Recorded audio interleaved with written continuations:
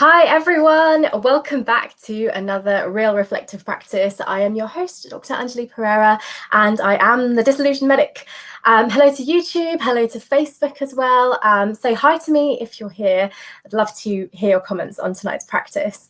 I am suffering a little bit from hay fever today, so I think, the pollen count is a bit high. So apologies if there is a little bit of snuffling tonight, but I'm still very excited because this is actually my 10th show, double figures, which is really cool. When I first started this, I didn't really know where it was going or how long I'd do it for. So I guess lockdown was just kicking off and it was impossible to say what would happen in the next day, let alone the next week or the next month. So yeah, it's amazing to have got here, and you guys have been so generous in your supportive messages and reaching out to me and saying how much you're enjoying these and how helpful they are. So here we are hitting a milestone, and if you'd like me to continue doing these practices, please do keep contacting me, keep sharing, keep commenting, and thank you just so much for your encouragement. It means the absolute world to me, so thank you.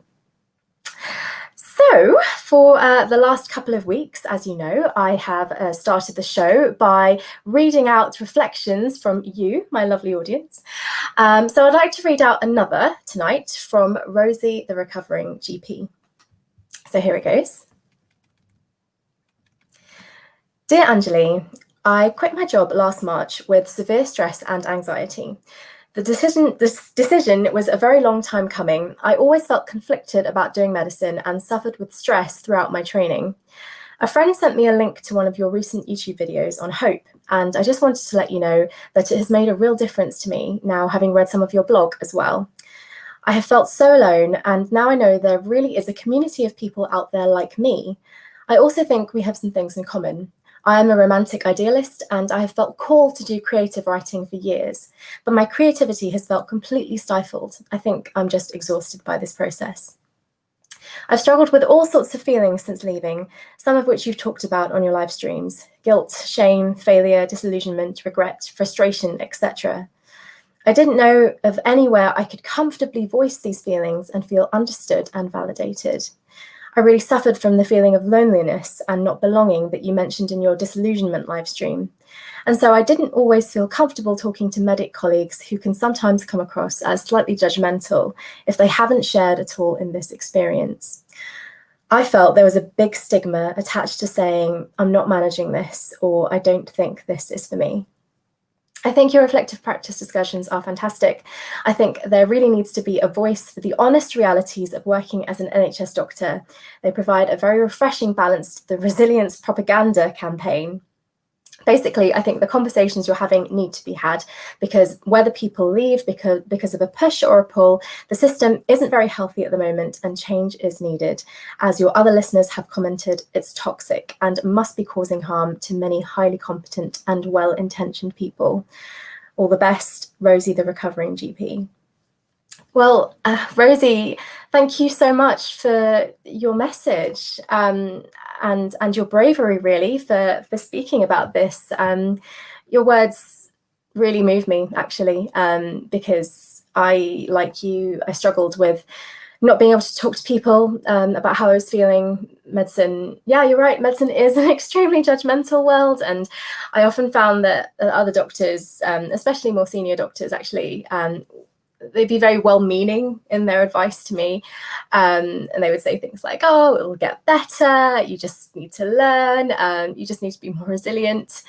And yeah, even if they have the best of intentions, it is really invalidating, like you say, to feel like you're not being heard. And yeah, I think we doctors as a profession, we're very good at giving advice, but not very good at listening, which really is the wrong way around to be. I found that more often than not, people don't want advice, right? They just want another human being to affirm their experience. So yeah, I also love what you say about the resilience propaganda campaign. I want to cover that topic in a future live stream properly, because that is something I feel very passionately about. And yeah, it is. I think it's ridiculous. So yeah, thank you for pointing to that. I will cover that in a future stream. yeah, I wish you all the very best, Rosie, the recovering GP, and I hope you keep writing, and thank you so much again for reaching out. And if any of you guys would like your reflections read out live on air, then please send them to me at dranjaleeperrera@gmail.com. Pick yourself a pseudonym, like Rosie, if you want to. Yeah, and I can't wait to hear from you. So let's move on to tonight's show. Tonight we are talking about the theme of identity. And for my story tonight, I am going to take you all the way back to myself at school, my 16-year-old self, when I was in year 11 and choosing my A-levels. Now, I was on track for medicine already by this point, as many of you probably were too. I'd been earmarked as one of the bright ones. So naturally, the assumption was that I would take biology, chemistry, physics, and maths, and apply to Cambridge or whatever and go to med school. Now, I hated maths, so that was absolutely off the table. And what I really loved was languages, modern foreign languages, and English as well. I loved English and English lit. I studied French and German, and I adored both of them. I mean, to this day, I still really couldn't decide which one of those languages I love best, because I think they're both so beautiful. And yeah, I mean, you can probably hear it in the way I'm speaking about them, but looking back, I see that languages brought out this passion in me. In English, I loved both writing my own fiction and analysing the writings of others. I loved the drama and the elocution bits that came with English. And with my modern foreign languages, I completely nerded out on things like grammar and vocabulary and linguistics and culture, and I was obsessed. I was constantly looking for ways to learn the new language and explore the language in new ways, like watching French and German films, for example, and then watching all of my favorite films dubbed in French and German as well. I read Harry Potter in French and German. I used to write down bits of vocabulary on bits of paper and then hide them around the house, because I knew that the sheer delight of finding them in the future would make me remember that word forever. It's a bit weird, I know, but that's how much I wanted to learn. And yeah, I invented little stories and little rhymes to help me remember grammatical rules. I learned at least 20 of Wir sind Helden songs, which is a German band that I love. And I can still sing you the French version of at least 2 of the songs from the Little Mermaid franchise, I think. So yeah, my love of languages was this huge part of my life. And I was also really good at them. I was the top language student that the school had ever seen, and that was their words, not mine. So yeah, I ended up taking all 3 sciences and French and German at AS level, and it completely burned myself out by the end of the first term. And I remember what people said to me at that time. They said things like, don't worry about the languages. The languages are great. It's great that you're good at them, but they're a hobby of yours. They're an interest. They're a personality quirk of yours. They're not a serious thing. And you could still do them on the side if you do medicine. You can just study them in your free time. Now, I know a lot of you out there are going to be thinking LOL at this point, because what free time, right? But I didn't know this at that time, of course. So I went along with it. And over the years at med school, of course, as the work got more intense and I got sent away to various placements in different places, my hobbies and interests became very difficult to keep up. And this devastated me. I mean, I held on as hard as I could, grasping at every opportunity to make language part of my life again, even to the extent of doing the Erasmus exchange and moving to Paris for 6 months. And even when I qualified, I really did try to keep them going. I remember working a really quite intense obs and gynae SHO rota, whilst also tutoring French in my free time and researching a novel, which was completely exhausting, but I did it because it gave my life meaning. I felt, even though I felt exhausted from the shifts, I had to do it. It gave me a chance to do what I loved, really. And when it came to the decision to leave medicine, there were, of course, many reasons for doing that. like the exhaustion and the toxic culture and the limitations. But the reason that really stood out to me, the thing that I suppose really drove me finally to do it, was this tantalizing idea that I would get to have that piece of me back again, that I'd get to play with words again and obsess about grammar and write again. Because for me, that isn't a hobby or an interest or a personality quirk. It's part of who I am. It's a fundamental part of my identity. So I can't wait to talk to you about this theme of identity tonight. And joining me to do it is a very special guest, Dr. Sarah Goulding, who is an NHS GP and a coach and mentor for doctors specialising in career changes and doctor wellbeing. I met Sarah through networking on LinkedIn, which is something I advise all doctors to do because networking is classically something that our profession is very bad at. And Sarah is just one of those people who's really down to earth and really easy to talk to. I had such a lovely chat with her when I was prepping for this practice tonight. So I am so happy that I get to introduce her to you guys. So there she is. Sarah, welcome. Oh, thank you. It's really lovely to be here and so interesting to hear about your story, and made me just wonder how many people suppress bits of themselves or have to choose a bit that seems more valued than other bits. Absolutely. Yeah, no, I mean, I really am very excited to talk about this theme with you tonight, Sarah, because it's something that came up so much for me in leaving medicine. Oh, hi, Sophia, welcome. Oh, thank you for your congratulations. So Sarah, let's dive into this theme of identity. When we talk about identity, often what comes immediately to mind is, apart from identity theft, of course, as things like gender identity, racial identity, sexual orientation, or even cultural identity, you know, your background, your family, and where you came from. Identity as a concept is very important for us humans, right? But we don't tend to talk about how our professions shape our identity quite as much, I don't think. And yet, if you take away sleep, the majority of our adult lives are spent at work, right? I mean, most of our time is taken up by what we do for a living. And I feel like in medicine in particular, this link between who we are and what we do is particularly strong.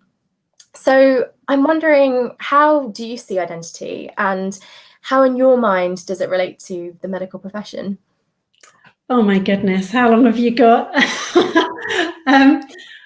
I think it's really interesting. I think lots of us go back to when we talk about meeting doctors and talking about our journey to where we are now.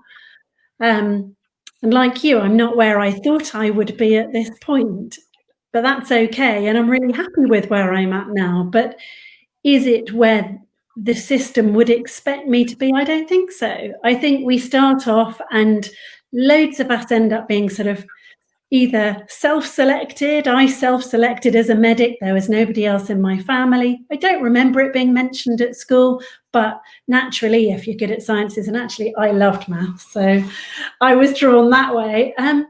It becomes one of the seemingly obvious choices, and then you start having to mold yourself into the shape that you need to be to get through that hurdle, you know, the UCAS forms, the personal statements, the doing the volunteering, not necessarily in a genuine way, because you're doing it in this slightly cynical way to get yourself into medical school. I think you have some choices over the type of places you apply to in terms of what draws you to it. And then I think relatively early on, you try to filter out, okay, where do I want to get to with this? People are desperate to fit you into a box. And you therefore play that game because you're going through the different specialities and ruling in or ruling out. I certainly felt I did not want to be a surgeon. I didn't like being, you know, retractor girl number 2, doing my gynae rotations and spending hours on ward rounds or pre-op clerking. And I felt a lot of my choices in terms of specialities were related to stuff that I didn't like doing. And also I was a generalist at heart, and I hated the idea of stopping anything in particular. But then there's this sort of tribalism in medicine between, there are the jokes, the orthopods, they're all carpenters, and how GPs are all cardi wearing softies that probably aren't very bright. They're just doing it for a nice life, so that they can go and play golf at lunchtime.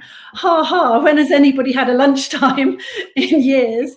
So I think very early on you get into this culture where it feels that to fit in you have to pick sides, and people then comment on what they perceive that means. I remember saying I wanted to be a GP when I was a house officer, and this surgical SHO who I got on really well with said, "Oh, you're a bit intelligent for that, aren't you?"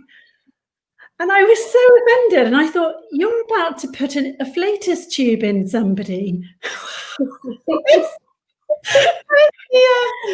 the requirement for intelligence there? And I just thought people were so keen to knock down other areas, and it made you kind of, I wouldn't say that area was toxic. I know you mentioned the toxic side of it, but I feel like you try and find your gangs, and you're so often shifted around, and you're in your teams, and you see yourself as part of that team, and that's great. And I think some of the working time directive has ruined that, and I think that's really affected people's well-being. But you try and find your clan or your tribe, and then you cling to it, because you then have to go through all of those different obstacles to get to the other side, because that is the only path. Because heaven forbid somebody might enjoy training and want to stay at a certain level that isn't consultant or fully qualified GP, or go off and do things in a different way, or part-time, or have some babies, or whatever. I think it's seen as just the done thing, and it's very hierarchical. And so your role within that process is preordained. You are a junior, you do this, your responsibilities are this, we will talk to you in a particular way, and that then evolves in time. So many things from what you just said there are fascinating, and one of the things that I really identify with is this idea of playing the game, of jumping through hoops, and to an extent, when I look back on my life, I do wonder if medicine attracts a certain type of person, because on one hand, there were the things that I really authentically enjoyed, like languages and writing.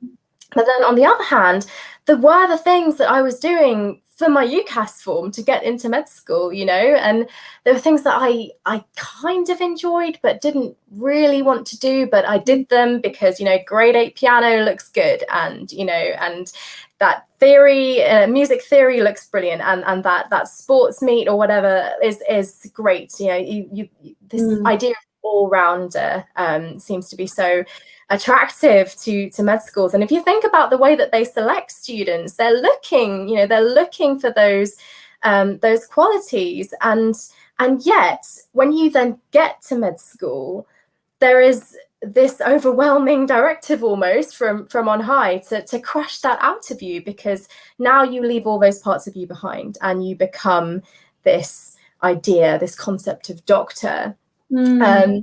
And I do remember, there being so much talent in med school, virtuoso violinists and people who were really into coding and all sorts of various pieces of talent that never really came to fruition, or that was slowly eroded by medicine sort of taking over, which is sad to me, really. It's sad to me that all of those identities can't exist within the same body, that somehow we are compelled to be just that one identity of doctor and leave everything else behind, Yeah,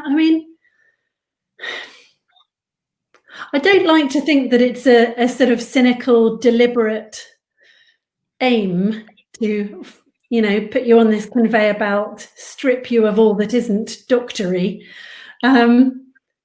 because there were some people that were, high-level sports people that were still there was a guy in the training scheme above me who was sort of an Olympic kayaker. There were people that were doing some really interesting things, but it took an almost superhuman effort to do it in top of the hours. And I think it's the hours that kind of prohibits it almost more than other stuff, because the exams are so grueling that it really takes somebody incredibly determined to do that. I think it's possible. Personally, as a student, I enjoyed going out a lot, and I enjoyed having a big lion and then watching rubbish daytime television. Whereas, when I was younger, I would do a lot more activities. I kind of felt like I needed that downtime. And also part of the new version of me was socializing and meeting all these incredible new people, and traveling when I could, in a way that I never could when I was younger. So I feel like it gave me those opportunities because of the variety of people I met. But yes, the way that you go through med school, you get shorter and shorter holidays, and so there isn't that time, and your attachments get longer and longer, and the exams get harder. I don't think the electives that we used to be able to have, which were a bit of a jolly for us, are now possible. I really feel for the current cohort that haven't been able to have one at all. I think I've always had, pretty much since qualifying, I've always had a portfolio career. And I remember vividly, there was a guy in my GP training scheme who said, I'd really love to work part-time because I have a real interest in poetry. And at the time, that blew me away. And I remember thinking, that is amazing. Wow, I really hope you do it. And actually, I don't think he ended up doing it, but just the ability to think that. And I think there are areas that are more flexible than others. I think general practice, it was very easy and accepted for me to go, oh, you know what, I'm really interested in medical education. I'm going to try that. I'm going to do some qualifications in it. I'm going to give it a go. Oh, actually, I'm a GP partner now. I don't have time, but I would love to be an appraiser. Can I try that? I went and sat in on some clinics specializing in gender identity a couple of years ago. I felt like it wasn't the right direction for me, but I felt like it's very acceptable in general practice to do those kind of things. And I'm not sure that's the case in hospital specialities as much. Yeah, sort of not having the space to explore your identity, really, and to try different things.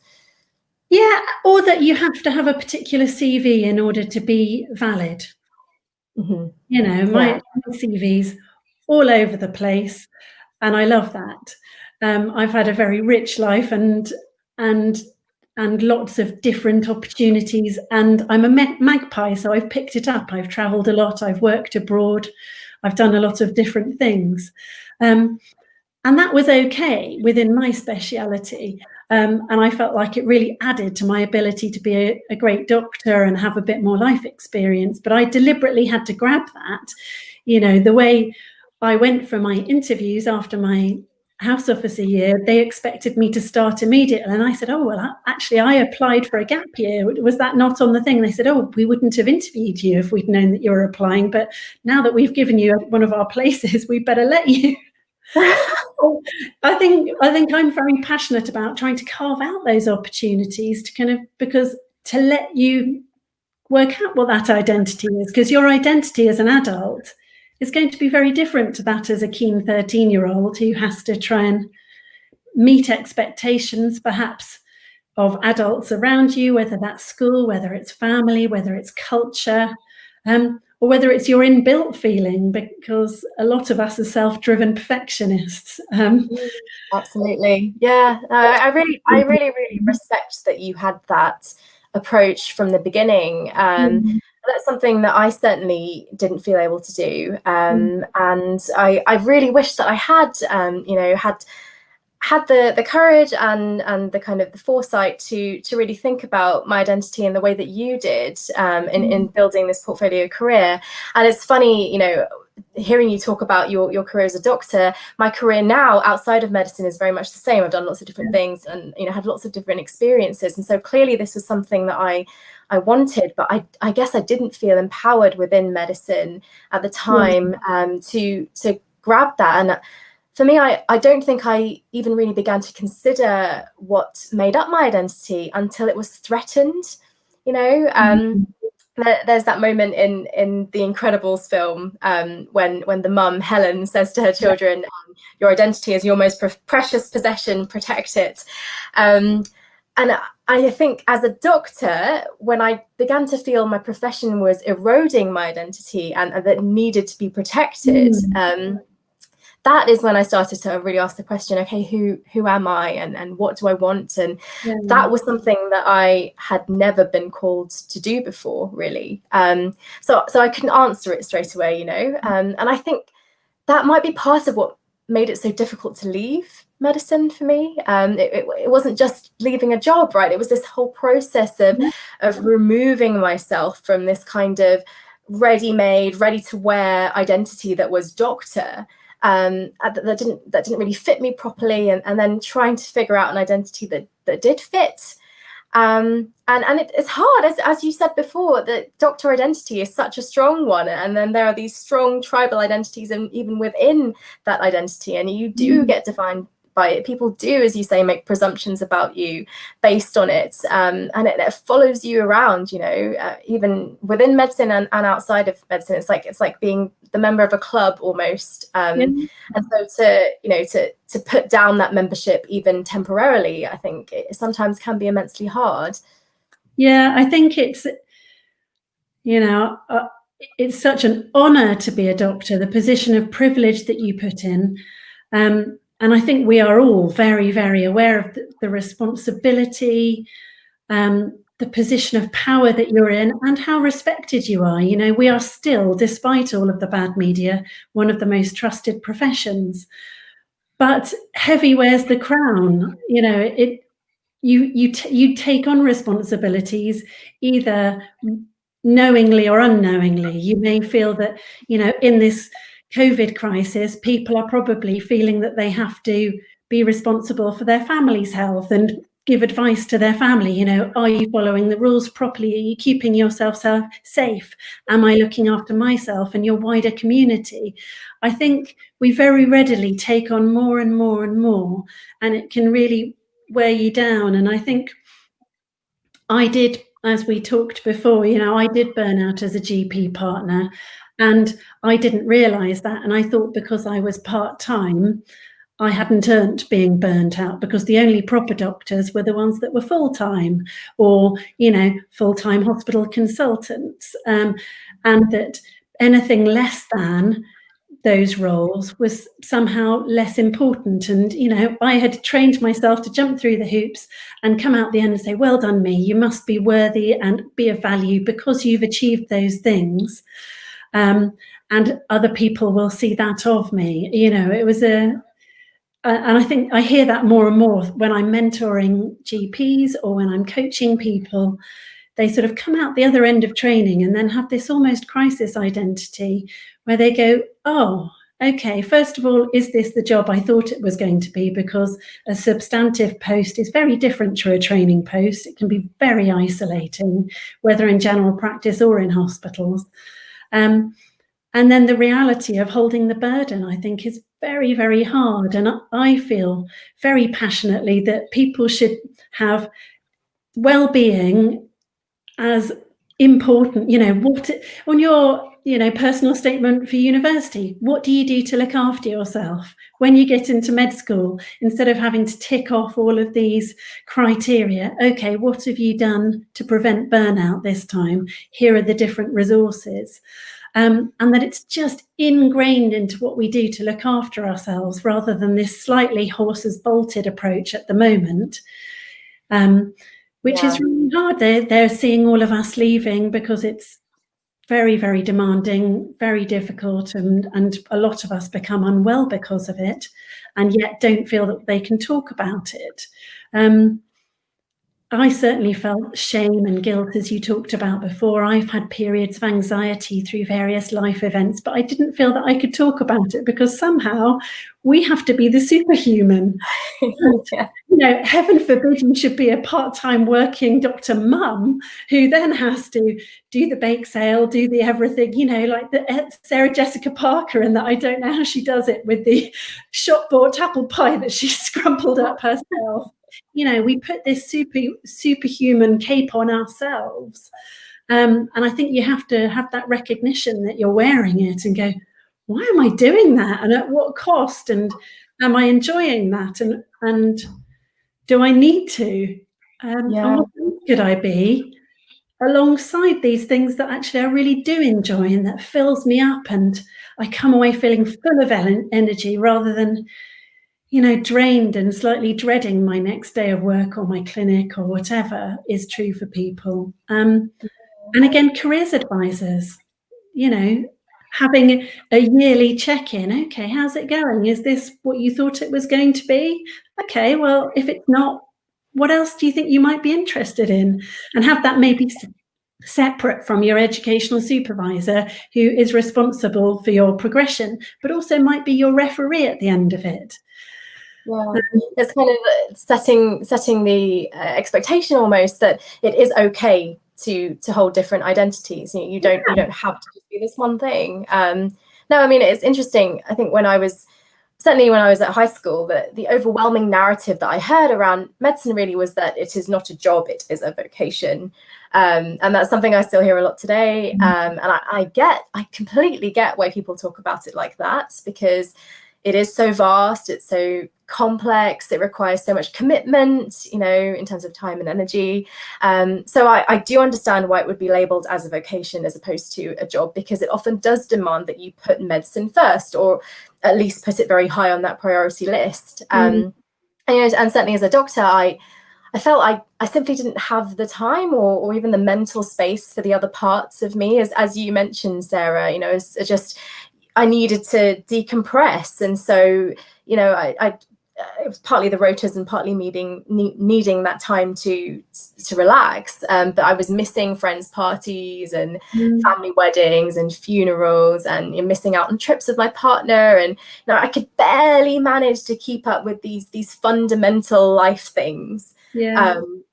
And I felt enormously guilty because of that, even trying to pursue other parts of myself, like my interests outside of medicine, when I could barely do these basic things. And so I suppose for me, this idea of vocation became very oppressive to me, because I didn't want to put medicine first. I wanted to be more than a doctor. I wanted those other pieces in my life, Yeah, and for you, it sounds like that the word vocation almost felt like a bit of a prison, because it was impelling you to do certain things that you naturally didn't want to do, whereas others might find that that's the oomph that pushes them forward through lots of discomfort to get to the other side. But I think we can be very outcomes based. You know, when you go to a lecture, they go, these are the outcomes for the talk. And we go, okay, I'm going to do this because it will get me to this place. I will do that. I will write this paper on top of this incredibly grueling schedule because that's what I need if I'm going to apply to a urology rotation. I will do this talk and I will look after the med students because I can then show I've got an interest in medical education. I will be more appointable as a consultant. Mm-hmm. So we're always encouraged to do those things. And of course, if I was going to be appointing for a job, I'd look at those things. But ultimately, you want to know that somebody's a decent person. You want to know what they're going to be like day to day. What are they like in a crisis? So much of it is about how you relate to people. And I think a lot of that is knowing yourself. And I think we need to have permission, and that's from ourselves as well as the system, to just listen in and go, how am I? Or have a trusted other person that you can have that conversation, go, can I have a coffee with you? And go, can I just talk through some stuff with you? And you just listen a bit or ask me some questions that I may not have thought of, because I think we get blinkers. We're like, eyes on the prize, go for it, don't stop till you get through it, and get out. And then all the scar tissue and the wounds and the, messy house and the whatever that's left behind you, without having permission to go, oh, I don't know if I'm liking this. And is this really where I want to end up? Mm-hmm.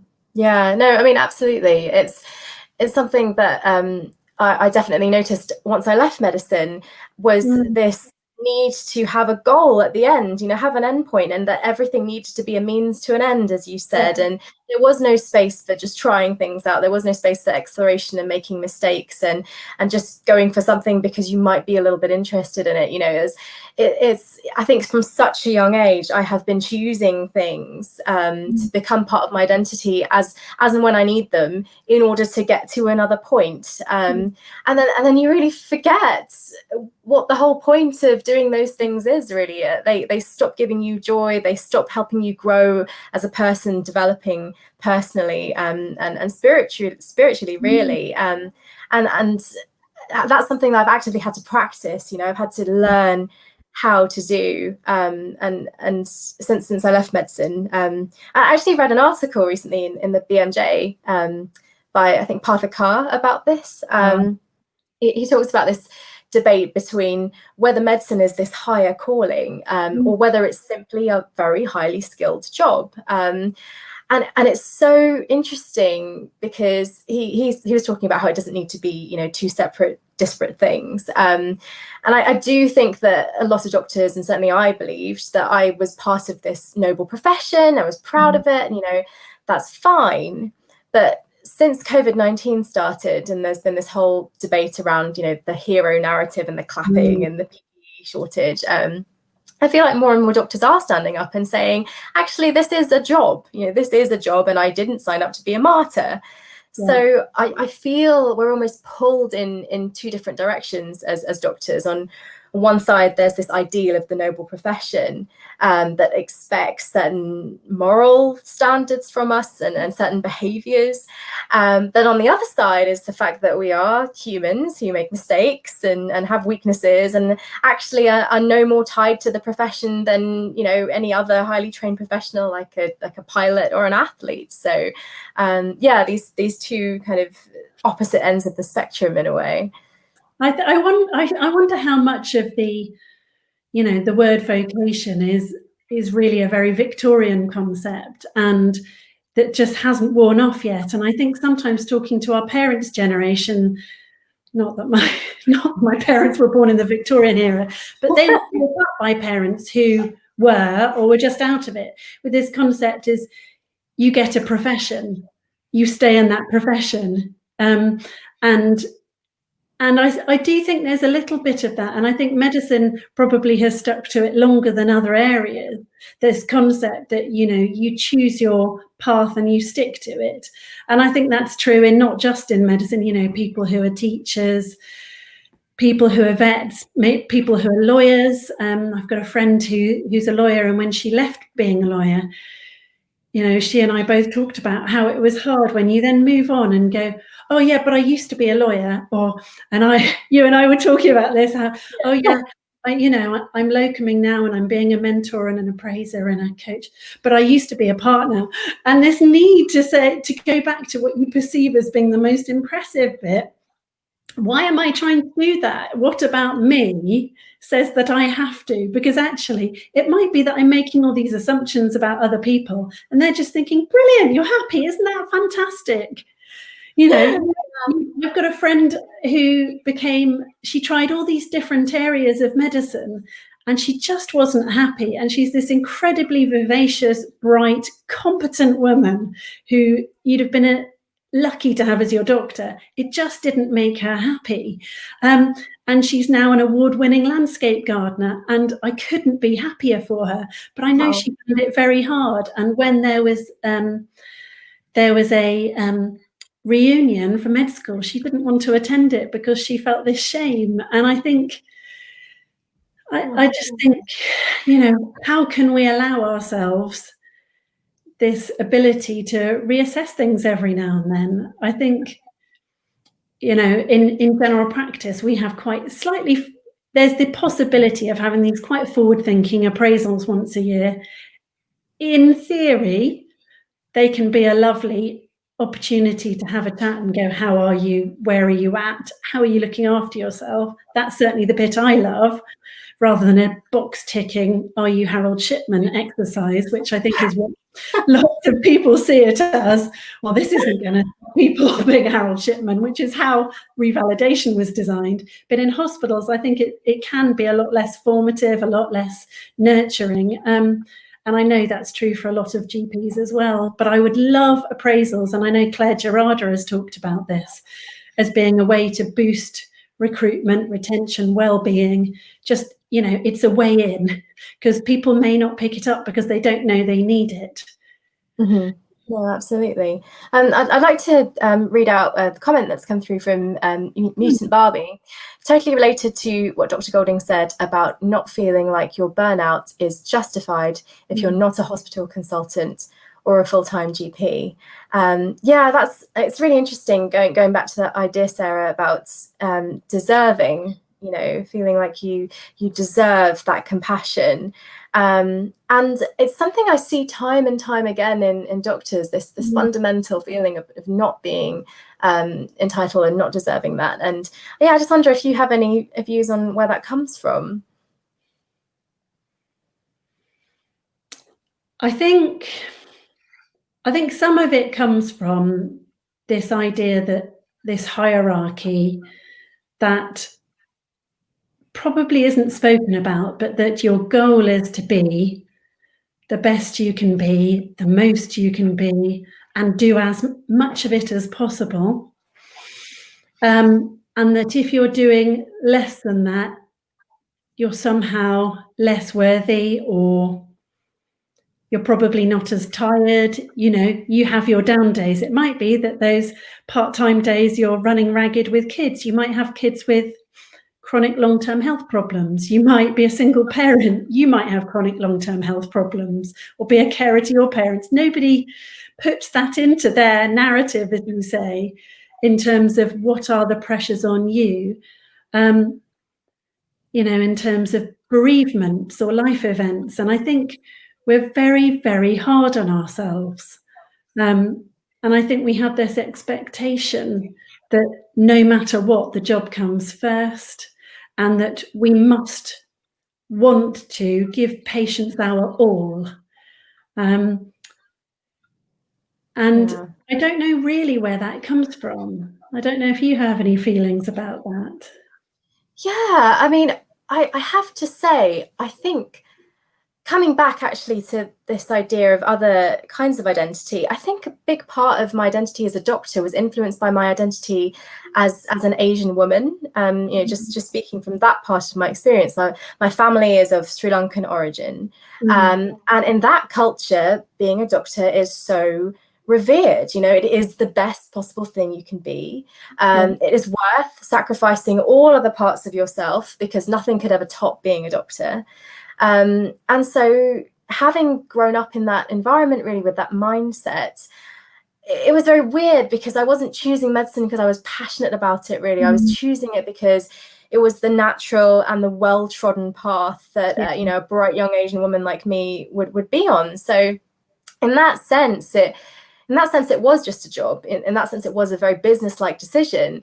But then when I was trying to leave medicine, that whole narrative about vocation and the noble profession and the best thing that you could possibly be, aka a doctor, that added to this sense of guilt and betrayal, really, betraying both my medical identity and my cultural identity. So it's interesting to think about how, there's that intersection of our different identities and how they influence each other. I think that's right. And I think there's also, on reflection, there's an element of, it is really hard to get into medical school. It is really hard to get onto training schemes and get the job that you want and carry on and pass the exams. So there's a real sense of pride, because when you've worked that hard and you've shown that you can do it, it's a lot to then walk away from that. And the pride that you get and the sense of achievement is astounding at times. And you think, wow, I went to my grandparents' ruby wedding anniversary, and people kept saying to my sister, "Oh, are you the doctor?" And my sister went, "Oh, no, I'm the other one." Oh God, that's awful. And now that's a family joke now, and she took it very well. But I was the one that they knew about or remembered, not because my sister was any less worthy. She's an absolutely wonderful, funny, smart, brilliant woman. And she always has been. But I think there's this reverential nature of, are you a doctor?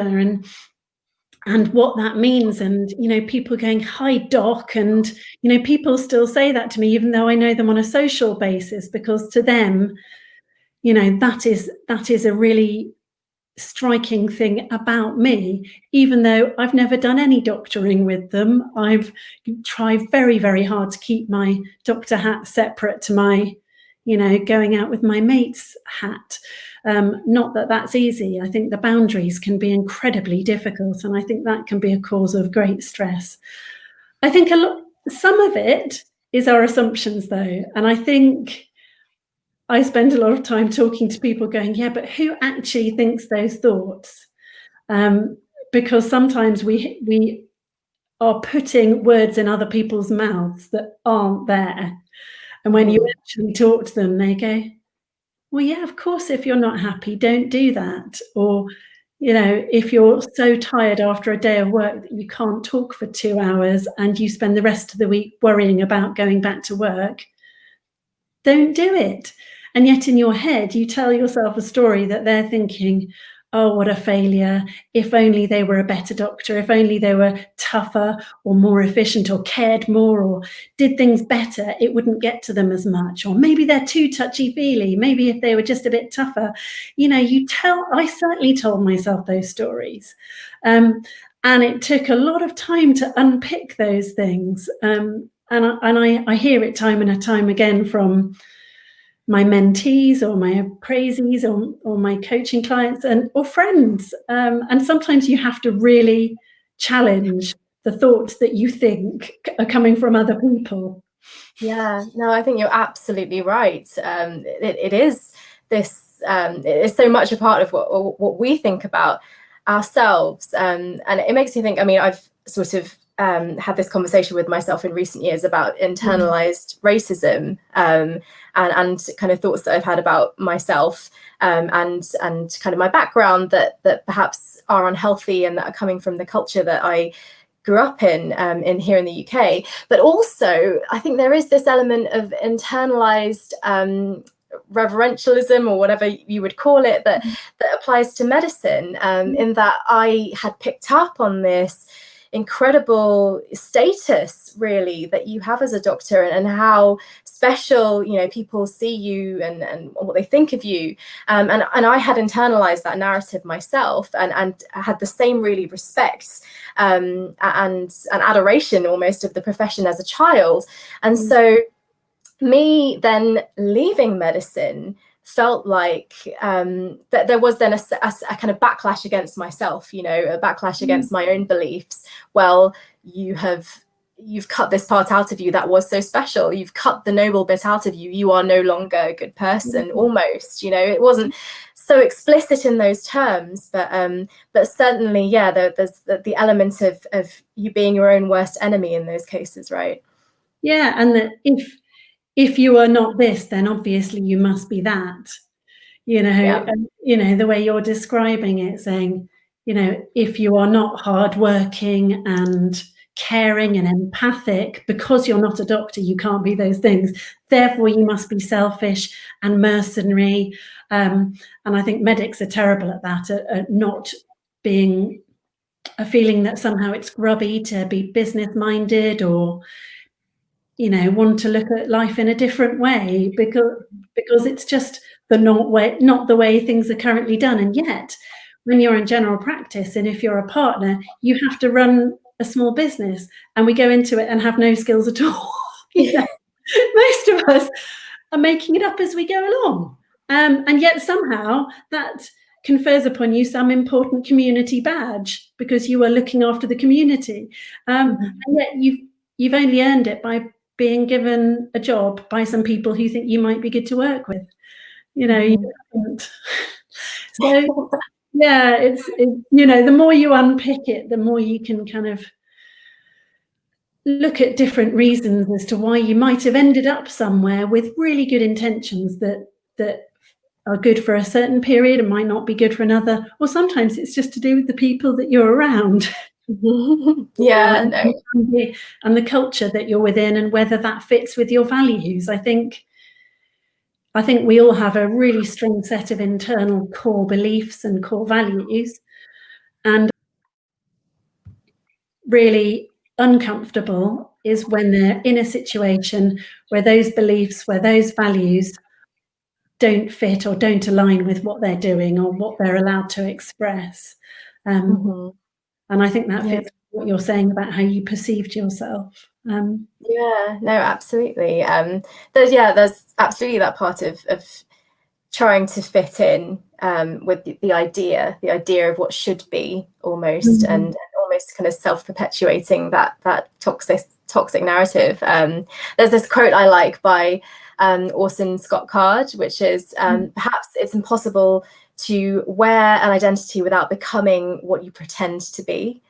And I like that because to me it explains how I came to embody this identity of doctor, even though perhaps it wasn't the right one for me. I was trying to fit in with this world. So inevitably, the parts of me that didn't fit were sort of cast aside.